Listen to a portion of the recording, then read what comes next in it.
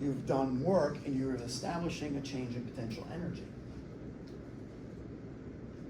Does that make sense? Right? Okay.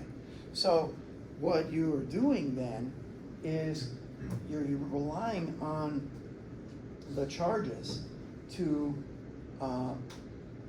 you're relying on their desire for the unlike charges to attract each other and the like charges to repel. Okay, and you have to keep doing work on the negative charges are over here. You have to keep doing work on the system in order to keep those charges there. The same because they want to repel away from each other, right? And over here, the same thing with the positive charges. So it's a complicated problem. But if you're going to do that, you actually are establishing a form of potential energy. And then when you have let's say a valve of some kind where the charges are allowed to stream outward to the positive, from the positive to the negative on this side like that, and then you have like a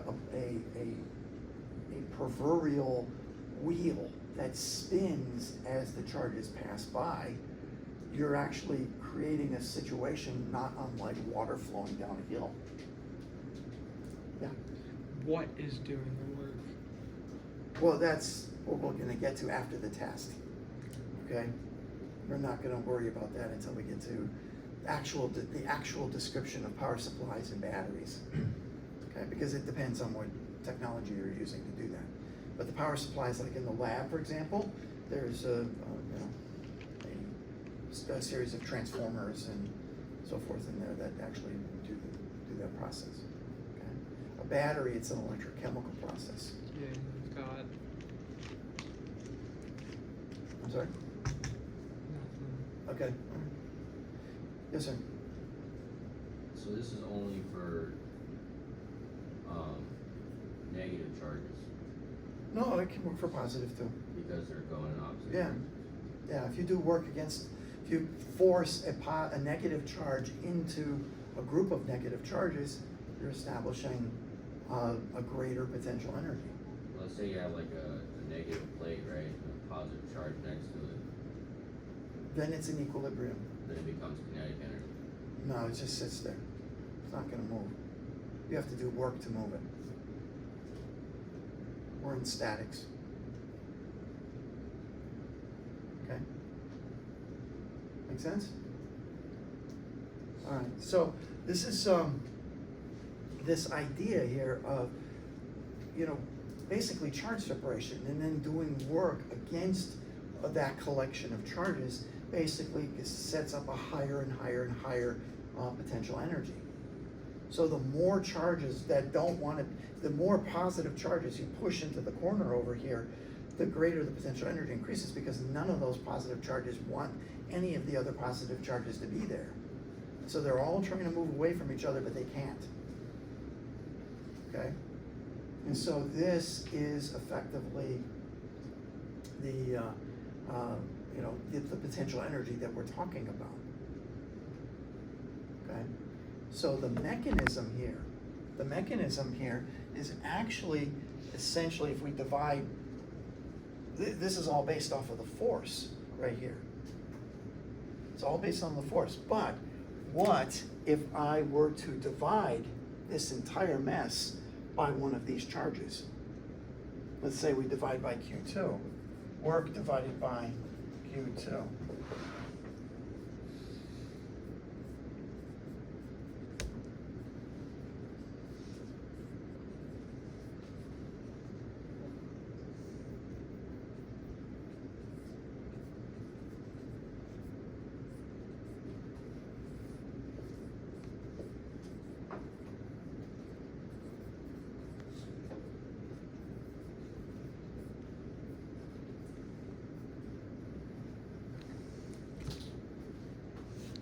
First of all, isn't this part right here the electric field?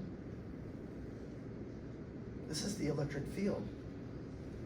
And so this is why if you convert this by dividing through the work, that's basically forcing everything into all like charges into a particular corner, if you will, and you divide it by a charge that you're using to test where the field is, you are going to get a change in potential energy per unit charge. Does that make sense? Okay. Or not? Can you say that one more time? Well, if we divide through by the charge here, this whole part is the electric field here, but then we're also taking the electric field dotted into our distance, okay? This is all basically the electric field dotted into our distance. This is gonna be equal to our work per unit charge, the work that's forcing the charges, all like charges into a particular area. And this is actually then also gonna be the negative change in our potential energy per unit charge. We're testing the field at a particular location with a charge Q. And how much work does it take to actually create a potential energy at that location? That's what it comes down to. Does anybody know what that's called?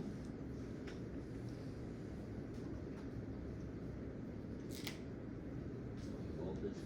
It's voltage.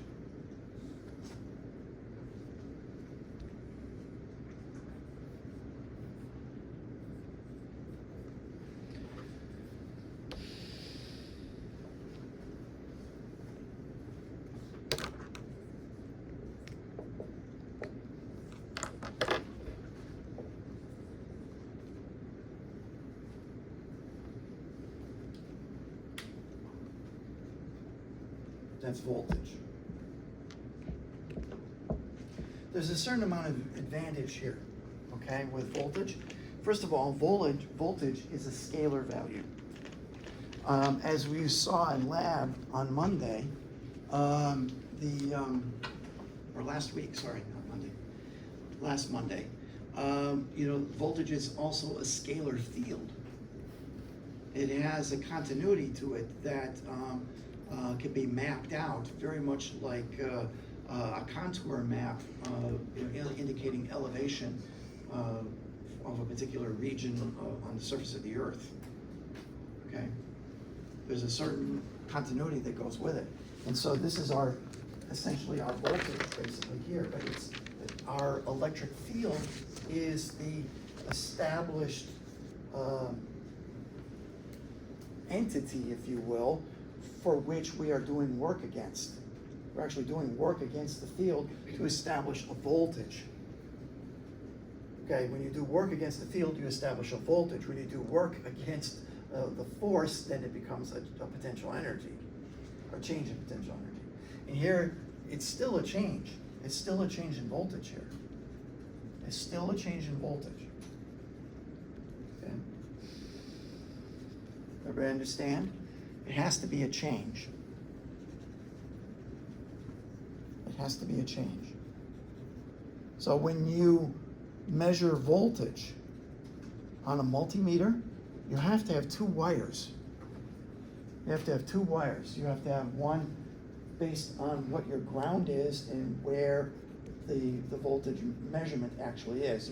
You're establishing your 0 point from which you're measuring the change from. So whenever you measure voltage, you have to have 2 points that you measure between. Current, on the other hand, when you measure current, you don't. You only measure it at 1 point. Okay? So there was a group that had their multimeter hooked up wrong and it started screaming at you. Yeah, because the multimeter is set differently. And so if you hook it up wrong, you can actually blow a fuse in there. And in old multimeters, that happened all the time, with student multimeters. Nowadays, the electronics actually can shunt it and prevent it from damaging the multimeter. But it sends off an alarm. It goes, oh, you're hurting me, you're hurting me. Well, okay. So yeah, voltage is always measured between 2 points. It's always a delta. It's a V A minus VB like that, equal to minus E dot, actually, it's more like that, E dot DL.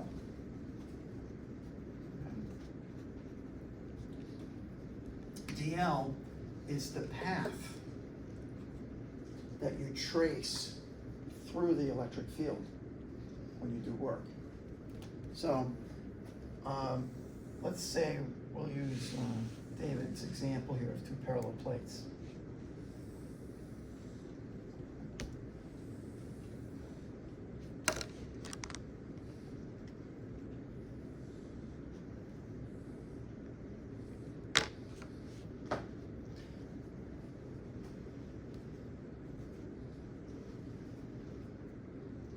Let's do it up here.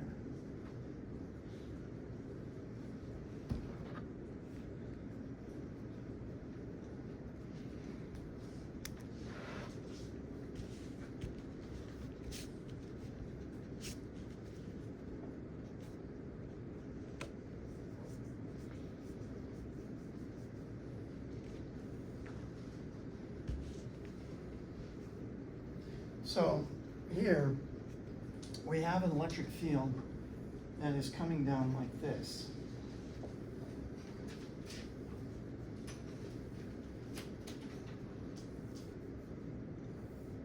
It's a very nice uniform electric field. It follows a nice rectangular coordinate system.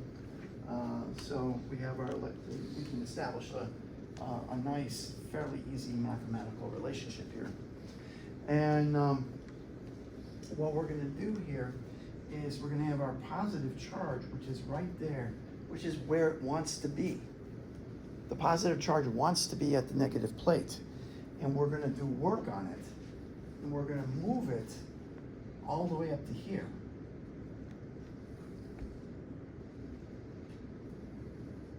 Okay? So we're doing work here. So we've moved it a distance D, right there. Right? And we forced it into the positive plate. And so we have essentially established a change in potential energy, and therefore a change in potential energy per unit charge, which actually becomes our change in voltage. Does that make sense?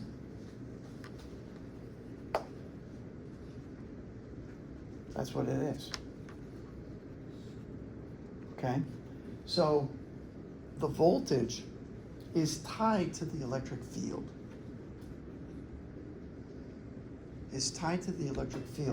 So our potential energy that powers our circuit, is based off of the electric field. And what is the electric field again?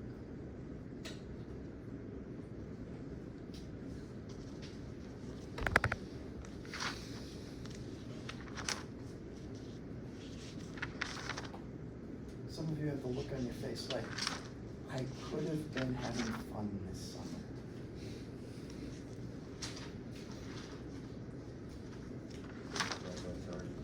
I'm sorry? Force divided by charge. Force divided by charge, yeah. And then it's now mark that. Hoping for a little more insight. What is the electric field?